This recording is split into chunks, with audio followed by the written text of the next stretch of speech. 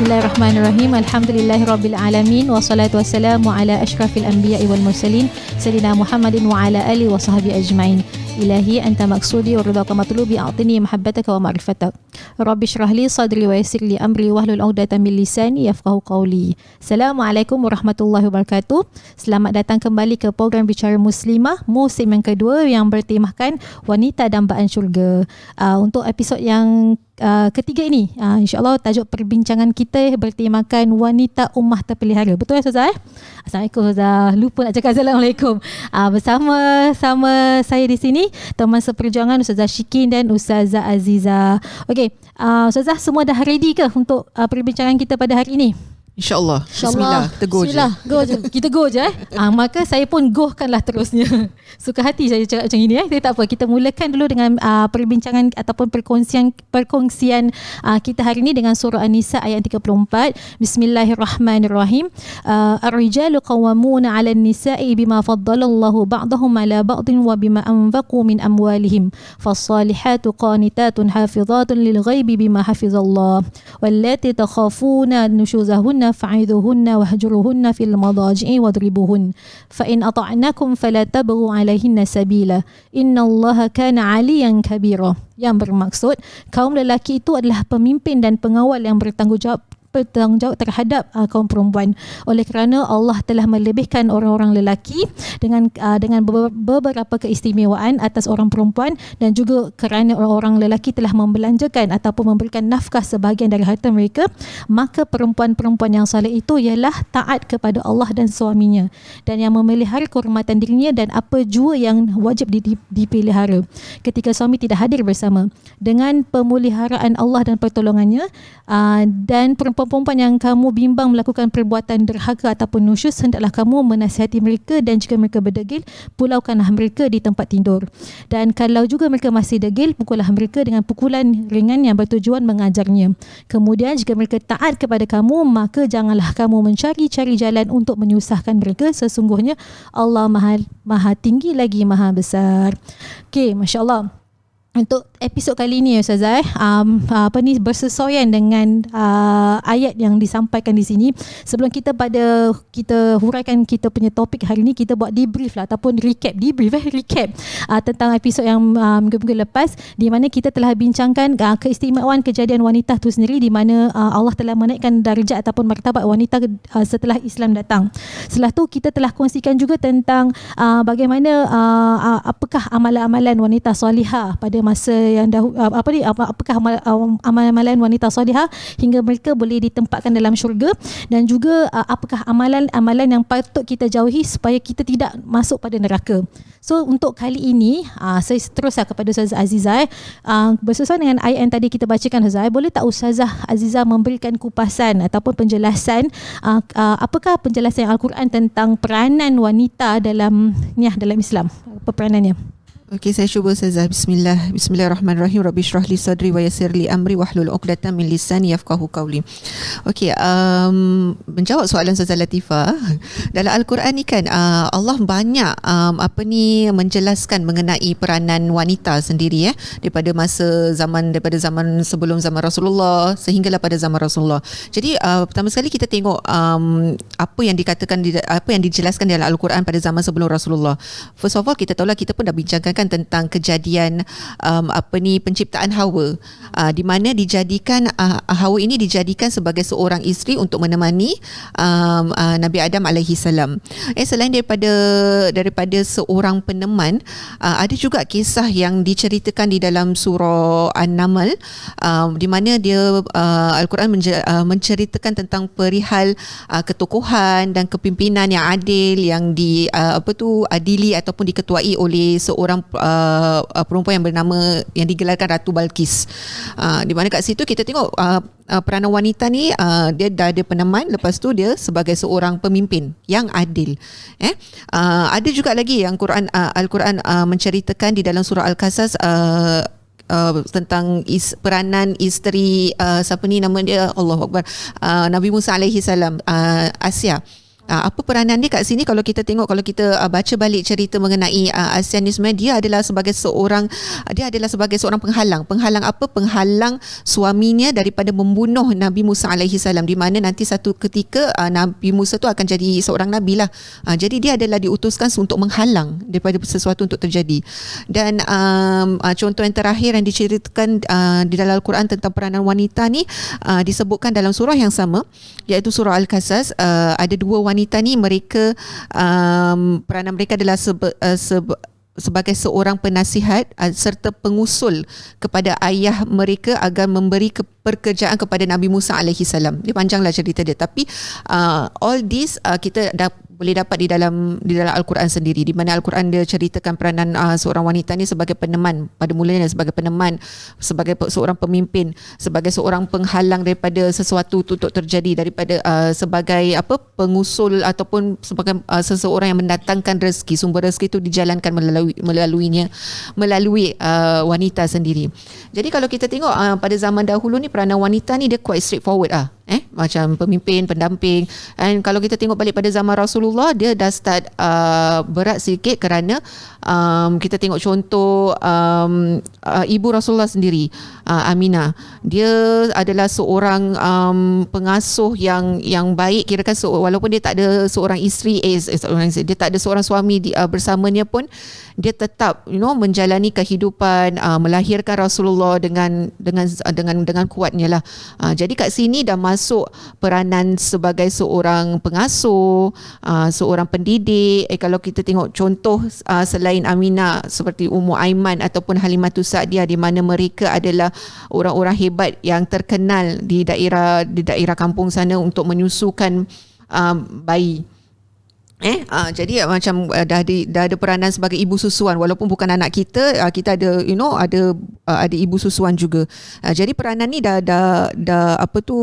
tersebar daripada seorang pemimpin, daripada seorang tu dah terspesifikkan sikit sebagai seorang ahli keluarga yang baiklah untuk mendirikan keluarga itu sendiri. Itu pada zaman Rasulullah. Jadi macam pada zaman Rasulullah tu lagi satu peranan wanita juga pada zaman Rasulullah adalah untuk menyebarkan Islam tu sendiri. Ini kita dapat ambil contoh daripada Sayyidatina Khadijah, yang mana dia adalah merupakan seorang wanita yang pertama untuk memeluk agama Islam. Lagi satu contoh kita boleh ambil seorang wanita yang bernama Sumayyah. Dialah wanita yang pertama untuk mati syahid demi Islam. Jadi peranan wanita ni pada zaman Rasulullah dah semakin hebat dah semakin berat dan semakin besar. Jadi kita boleh nampak dia punya alirannya lah daripada zaman dulu ke zaman Rasulullah. Jadi kalau kita tengok zaman selepasnya pula, zaman sekarang ni kadang-kadang dia ada perbezaan di antara konteks yang kita faham peranan wanita, konteks kefahaman peranan wanita pada di dalam Islam dan juga Melayu. Faham tak ayat saya ni perbezaan dia. Macam kalau kita tengok macam seorang Melayu dulu kan, dia punya apa yang diorang faham dengan peranan wanita ni adalah wanita duduk rumah. Duduk rumah je kerja. Tapi kalau Islam, kepercayaan Islam adalah yang duduk rumah tu bukan setakat duduk rumah, bukan setakat siapkan makanan, siapkan pakaian, bukan itu sahaja. Islam memberikan peranan wanita di dalam rumah tu sendiri sebagai seorang pencetus ummah untuk masa akan datang. Di mana kalau mereka mendidik anak-anak mereka, membantu suaminya untuk membangunkan keluarga itu sendiri, maka mereka akan mampu untuk mencetus ummah yang baiklah di masa akan datang.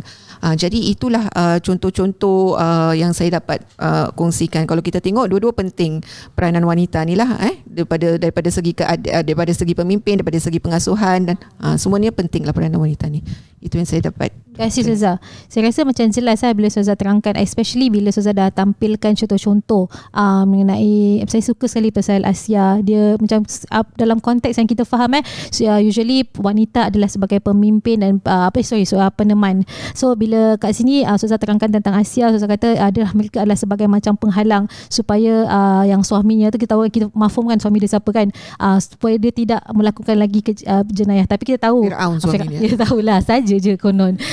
Jadi bila kita dah tahu dia punya peranan kat situ, maknanya dah ada peranan dah ada lebih, bukan setakat sebagai peneman sahaja, maka kat sini dah sebagai peneduh ataupun penghalang. Dan at the same time juga Ustazah ada tadi bawakan juga contoh-contoh daripada Siti Khadijah dan sebagainya. So saya rasa kat sini dalam konteks yang zaman Rasulullah sallallahu alaihi wasallam, tak ada juga perbezaan dalam konteks sekarang lah sebenarnya. Kalau dalam konteks hari ni kita tahu yang wanita juga adalah sebagai ibu, sebagai isteri dan juga sebagai macam orang yang macam menyumbang kepada ekonomi ekonomi keluarga dan sebagainya. So kunci utama Ustazah Ustazah Syikin pula kunci utama peranan wanita tu dia terlampau hebat. Macam mana Ustazah nak pastikan kita ni macam daripada zaman Rasulullah tu dah banyak, tapi terus pastikan pada zaman sekarang ni macam mana kita nak stay strong lah. Jadi kita punya peranan tu dapat nampak sebagai penyumbang kepada masyarakat dan juga keluarga. Macam mana Ustazah? Bismillahirrahmanirrahim. Rabbi shrah li sadri wa yassir li amri wahlul 'uqdatam min lisani yafqahu qawli. Saya cuba Latifah, saya tak boleh pastikan, disclaimer saya tak boleh pastikan lah, tapi saya percaya kepada kita harus cubalah sebaik-baiknya untuk kita melakukan sebaik-baiknya lah. Saya juga terkesan dengan kisah Asia. Kalau kita lihat, Firaun ni adalah sekejam-kejam manusia, sekejam-kejam manusia, tapi berlembut hati dengan isteri yang dicintainya. So dekat sini pun kita boleh tahu betapa kita nak boleh kaji sebenarnya apakah yang membuat Firaun, manusia yang paling kejam ni, tetapi berlembut hati dengan isteri. Kat situ kita nampak peranan seorang isteri di situ. Maknanya Asia ni melakukan tanggungjawabnya sebagai isteri dengan sebaik-baiknya, sehingga kan boleh menundukkan si manusia yang paling kejam dekat dunia ni. Jadi kalau kita lihat peranan wanita masa kini, kita tidak boleh lari daripada kita tak boleh lari lah daripada fitrah wanita itu sendiri, di mana memang tanggungjawab utama kita adalah di rumah. Seperti mana yang kita maklumlah, tanggungjawab utama kita pada suami, tanggungjawab utama kita pada anak-anak. Sebab tu kalau kita lihat kenapa wanita ini begitu istimewa di sisi Allah SWT, kerana wanita ini adalah penentu kejayaan sebuah negara, penentu kejayaan sebuah keluarga dan sebagainya. Kalau kita lihat dekat dunia ni, kebanyakannya pemimpin-pemimpin adalah lelaki. Tetapi siapakah di sebalik kejayaan pemimpin tersebut? Pastinya ada seorang ibu di sisi, dan Allah itu maha adil. Kalau kita lihat sejarah Rasulullah SAW itu sendiri, ibunya tiada di sisi sewaktu beliau perlu menempuh pelbagai dugaan dalam menjadi seorang Nabi. Tetapi Allah itu maha adil. Allah datangkan seorang isteri yang baik, Allah datangkan seorang isteri yang menjadi peneman. Jadi kalau di luar sana para suami yang mungkin saya tak ada ibu yang baik, ayolah, kita manusia tak lari dari kesilapan. Tidak semua orang yang baik dekat dunia ni lah. Tidak semua ibu yang melakukan tanggungjawab dengan sempurna. Tidak semua ayah yang melakukan tanggungjawab dengan sempurna, dan tidak semua isteri juga yang melakukan tanggungjawab sempurna. Masing-masing ada kelemahan masing-masing. Tapi Allah itu maha adil. Kalau kita lihat, ibu tu tiada di sisi kita, mungkin Allah datangkan orang lain, isteri, ataupun mungkin isteri pun tidak ada menyokong kita dari sudut apa-apa. Mungkin Allah datangkan anak perempuan kita. Pasti akan ada seseorang yang Allah datangkan untuk menyuntik semangat para pemimpin yang telah berjaya ini. So kita kena lihat di sebalik kejayaan seorang, pasti ada wanita di sebaliknya. Semoga-moga wanita itu halal lah, tak adalah. Okay. Jadi kalau kita lihat peranan keluarga kalau kita lihat peranan wanita ni sangat besar lah. So daripada first kali untuk mendidik, mengasuh anak-anak menjadi seorang yang berjaya, seorang yang paling penting sekali adalah seorang yang patuh pada suruhan Allah SWT dan Rasulnya. Itu paling penting. Tetapi saya suka nak kongsi dengan dekat kalau kita lihat macam saya suka dengan Ustazah dia cakap asal fahaman Melayu dengan fahaman Islam. Sebenarnya kadang-kadang kita banyak tersilap faham. Macam pada kita cakap Islam betul-betul, sebab saya rasa macam banyak orang salah faham, ataupun mungkin banyak orang mengeksploitasikan hadis di mana hadis yang di mana Nabi Muhammad SAW bersabda tentang kalau kira macam yang pasal Allahu Akbar, sujud pada suami. Kan ada kan hadis yang agak famous lah di kalangan para suami, di mana isteri tu tak boleh melawan langsung. Sebab apa? Sebab tingginya darjat yang Rasulullah letak pada para suami. Tetapi mereka tak nak pula lihat di mana Rasulullah SAW ada juga di dalam hadis yang lain. Rasulullah sebut apa? Khairukum ahlihi wa ana khairukum ahli. Sebaik-baik manusia adalah mereka yang baik kepada ahli keluarganya, dan Rasulullah SAW sendiri adalah yang paling baik dan dia paling baik terhadap keluarganya sendiri. Kalau kita lihat perjuangan Sayyidatina Aisyah radhiyallahu anha, kalau kita lihat zaman Nabi sendiri, kalau kita lihat culture orang Arab ni kan, kalau kita tahu orang Arab culture-nya sangat menjaga wanita itu sendiri, sampai kalau dulu tak boleh drive, tak boleh apa, maknanya memang pada dulu. That is the culture. So kalau kita lihat, walaupun culture yang sebegitu, di mana wanita dijaga rapi, tak boleh keluar rumah, kena ada hijab dan sebagainya, tetapi Sayyidatina Aisyah mampu menjadi seorang yang paling banyak menyumbang kepada agama Islam itu sendiri. Malah banyak para sahabat Nabi sendiri belajar dengan Sayyidatina Aisyah. Itu maknanya apa? Itu maknanya menetapilah apa yang Islam mengajar. Wanita itu bukan duduk di rumah saja, Zazah. Wanita itu rumah tu macam-macam benda yang boleh kita buat, boleh menyumbang masyarakat. Jadi dekat sini mungkin saya percaya dalam sebuah rumah tangga, seorang suami itu perlu melakukan tanggungjawabnya dengan sebaik-baiknya lah. Maknanya apa? Bukan disuruh isteri duduk rumah saja, tapi suami itu juga memainkan peranan di mana seorang isteri itu boleh menjadi penyumbang kepada masyarakat di luar sana. Wallahu a'lam bishawab. Masya Allah, saya rasa macam hari ni kita cakap berkejar-kejar gitu. Kenapa? Mungkin saya jadi host ni jadi terkejar-kejar. Taklah, kalau saya boleh rumuskan apa ni, kita punya bahagian pertama ni mengenai peranan wanita dalam masyarakat ataupun dalam individu institusi kekeluargaan. Dalam sebuah institusi kekeluargaan tu, kita everybody ataupun setiap orang tu perlu ada tanggungjawab masing-masing. Maknanya sebagai suami ataupun sebagai ayah, dia dah tahu dia punya kepentingan, apa tanggungjawab dia. Sebagai isteri pun kena tahu apa tanggungjawab dia. Sebagai anak pun dah kena tahu ada tanggungjawab dia apa-apa and so on lah. Maknanya kat sini setiap individu tu perlu ada pendidikan. Jadi seandainya pendidikan tu dah dah diisi, maka kita kena isikan pula dengan kasih sayang. Kita kena isikan pula, macam kita main game kat tempat kat handphone, ada game yang kita isikan rumah tu ada kitchen, ada ni kan dan sebagainya. Macam gitulah dalam kita punya kerohanian ataupun keharmonian sebuah institusi kekeluargaan. Maknanya kita kena kena completekan each other. Bukan setakat walaupun boleh kita sampaikan kat sini bahawanya peranan wanita itu penting, tapi at the same time peranan lelaki pun penting, peranan sebagai anak pun penting juga. Jadi itulah tu yang saya nak summarikan lah pada yang part yang pertama. Okay, kalau kita teruskan lah Ustazah, kita banyak sangat cakap ni pasal tanggungjawab. Tadi pun saya dah telah macam bagi opening sikit tentang tanggungjawab individu. So bagaimana, siapa yang Allah Subhanahu Wa Taala letakkan yang diamanahkan untuk yang bertanggungjawab ke atas wanita sebenarnya Ustazah Azizah? Yes. Okey Ustazah, saya cuba Ustazah untuk jawab soalannya. Jadi sebelum saya kongsikan siapakah golongan-golongan yang Allah amanahkan untuk menjaga wanita ni, mungkin saya kongsikan dulu maksud tanggungjawab tu macam mana. Jadi kalau kita tengokkan fitrahnya yang diciptakan oleh Allah adalah awalnya siapa? Adalah Nabi Adam alaihi salam. Dia adalah insan yang pertama yang dicipta. So dia siapa? Dia seorang lelaki. Jadi selepas dia baru diciptakan Hawa. Kita kata dia macam fitrah tau. Orang yang first dia kena take care of the one yang next lah. Macam kalau orang tua, dia kena sebelum dia tua, dia kena jaga yang muda kan, jaga anaknya dulu kan. Jadi dia macam fitrah. So Nabi Adam diciptakan dulu, seorang lelaki diciptakan dulu, dia kena tengokkan, dia kena take care untuk orang yang diciptakan lagi-lagi. Ada hadis yang menyatakan dia Hawa ni diciptakan daripada tulang rusuknya sendiri kan. Jadi dia it's like fitrah untuk dia responsible, tanggungjawab ke atas apa yang telah diberikan selepasnya. Jadi memang peranan lelaki ni adalah untuk membimbing wanita. Macam mana nak membimbing wanita tu? Kena perlu mendidiknya dengan dengan ajaran Allah Subhanahu Wa Taala. Kena make sure dia dia menjadi seorang hamba yang baik. Kena make sure dia menjadi seorang yang baik lah. Itu adalah memang tanggungjawab seorang lelaki.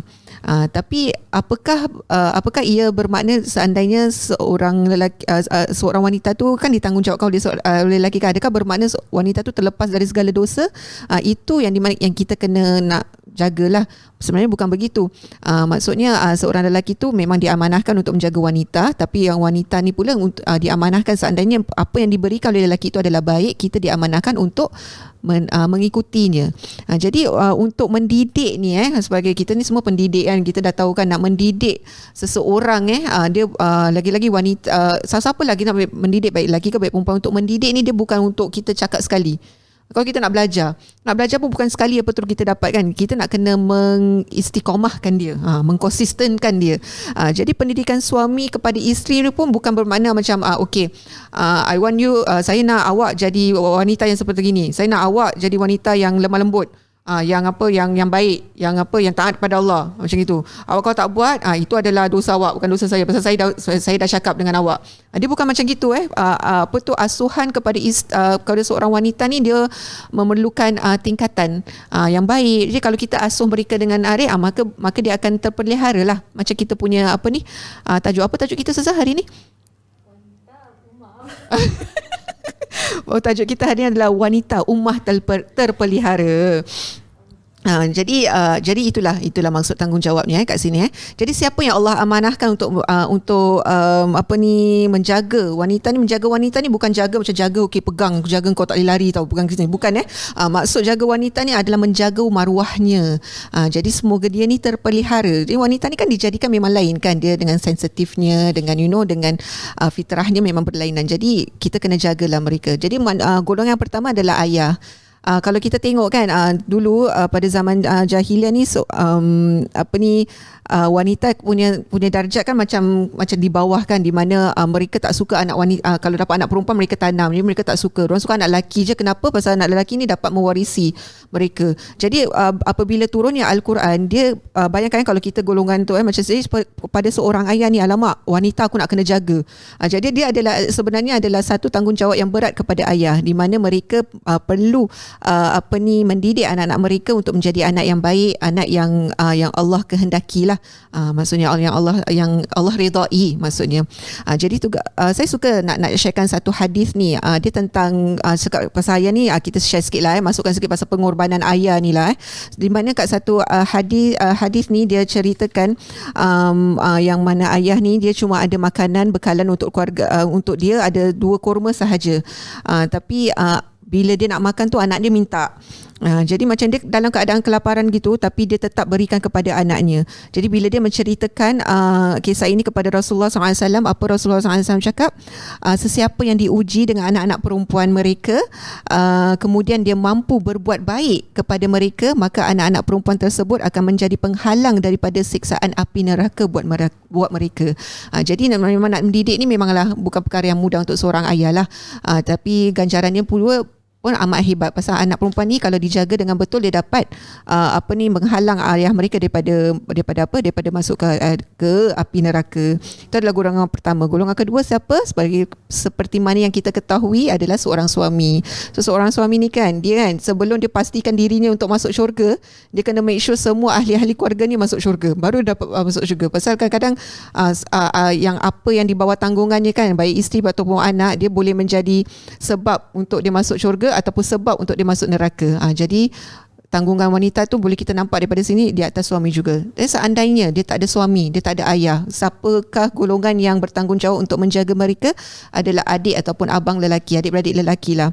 So yang ini kadang-kadang kita ambil indah, kita terlupa. Jadi ada juga satu cerita yang diceritakan di dalam sebuah kitab ulama ni, di mana sebab seseorang yang ada satu orang tu dia kaya dan dia suka sedekah, dia adalah seorang pembimbing, dia suka sedekah lah, and dia kaya, tapi dia dijumpai di neraka.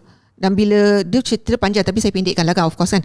Jadi bila ditanya kenapa bila orang ni jumpa dia kat neraka tu, dia tanya apa sebab engkau dimasukkan neraka ni? Kau kan seorang yang baik, kau seorang yang kaya, yang suka bersedekah, seorang ni semua kan.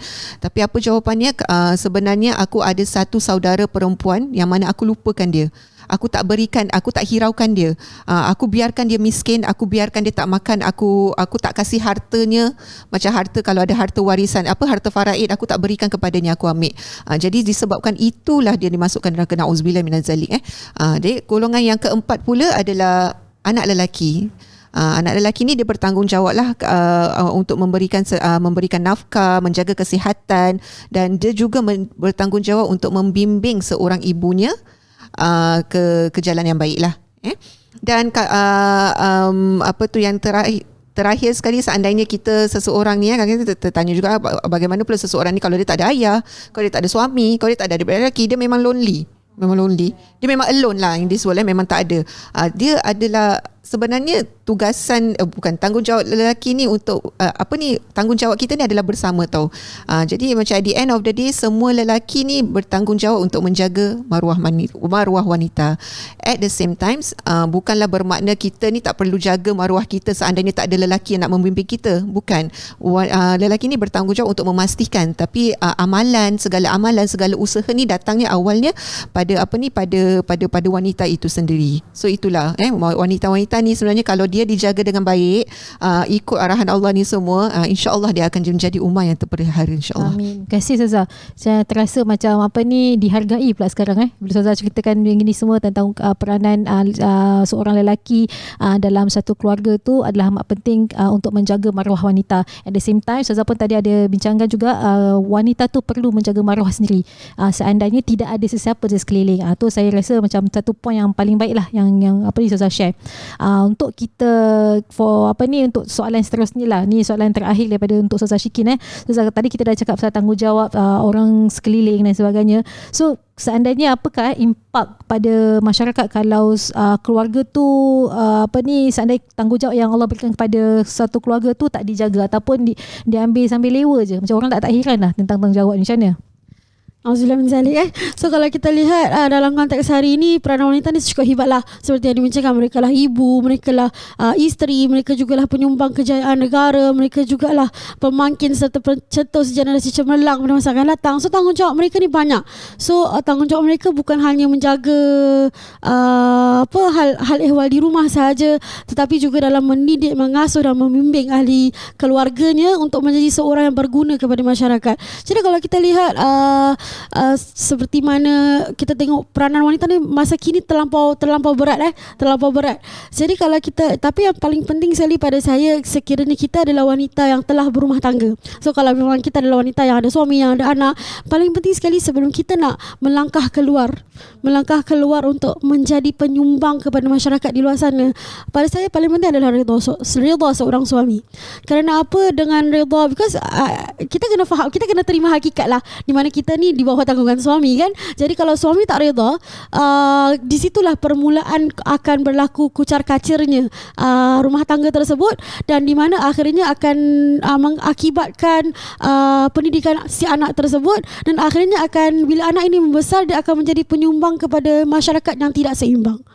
Jadi redha suami itu paling penting. Jadi bila kita keluar, kita dapat redha suami dan kita dapat sokongan kuat daripada suami untuk kita terus menyumbang kepada masyarakat. Jadi perlunya kukuh peranan masing-masing di dalam rumah tersebut. Kerana apa? Kerana seorang ibu ataupun seorang isteri yang keluar keluar menyumbang kepada masyarakat tanpa mengukuhkan di dalam rumah itu sendiri akan menyebabkan kucar kacir. Kerana apa? Kerana kita, kalau kita lihat, semuanya bersangkut paut. Kalau kita lihat seorang anak yang berjaya datang daripada keluarga yang diberikan pendidikan yang sempurna, di mana akhirnya akan membuahkan masyarakat yang positif. Tetapi kalau kita lihat di mana masyarakat itu penuh dengan gejala-gejala yang negatif, kita kalau lihat permulaannya selalunya di rumah. Jadi janganlah kita jadi wanita yang mengejar kejayaan di luar tetapi mengabaikan peranan utama kita di rumah, yakni sebagai seorang isteri dan sebagai seorang ibu. Jadi kalau saya rasa, kalau kita, sebab kita pun kita jadi seorang wanita pun kita nak menyumbang kan, kita nak jadi seorang yang orang kata tu at least bukan hanya sebagai seorang isteri dan ibu di rumah.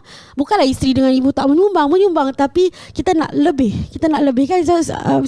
Bila kita hidup di dunia ni, makin hari kita nak mencapai sesuatu, dan akhirnya kita kena berbalik kepada niat.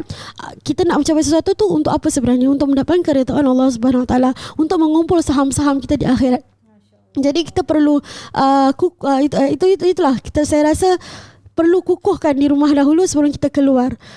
Yang paling penting adalah komunikasi antara keluarga itu sendiri. Dengan anak-anak pun main peranan lah. Jangan kita keluar tapi anak-anak terabai kat rumah. Kita kena tanya anak-anak contoh Amar okey, ya Umi keluar gini. So kita kena dapatkan kefahaman si anak-anak itu sendiri. Wallahu a'lam bishawab. Saya rasa macam topik hari ini agak menyentuh hati kerana topik tanggungjawab ni adalah satu topik yang berat di mana kita nak kena faham and kita perlukan masa. Tapi daripada kita memerlukan masa tu, kita nak kena start juga. Jangan kita kata tanggungjawab ni kita perlukan masa, lepas tu kita hold dan sebagainya. Kita mesti ke depan juga, pasal dalam konteks sekarang wanita dah ke depan juga. Jadi kita bila nak ke depan tu, tadi saya petik daripada Ustazah kata perlu ada redha dan perlu ada keizinan. Di mana ada redha dan keizinan ni akanlah nampaklah kita punya institusi keluargaan tu harmoni dan kita nampak yang perempuan tu berakhlak sebenarnya. Tu alhamdulillah lah. Terima kasih Ustazah untuk topik kita pada hari ini. Saya rasa macam satu diskusi ataupun perkongsian yang amat baik sekali. Semoga apa yang dikongsikan hari ini adalah mendapat manfaat kepada semua, insya-Allah. Dan insya-Allah dah kita tak ada masa lagi kan, baru nak kongsi sedikit daripada ni, tapi tak apa, kita boleh kongsi pada minggu hadapan, insya-Allah. Untuk kali ini terima kasih. Assalamualaikum warahmatullahi wabarakatuh. Kita jumpa pada minggu hadapan.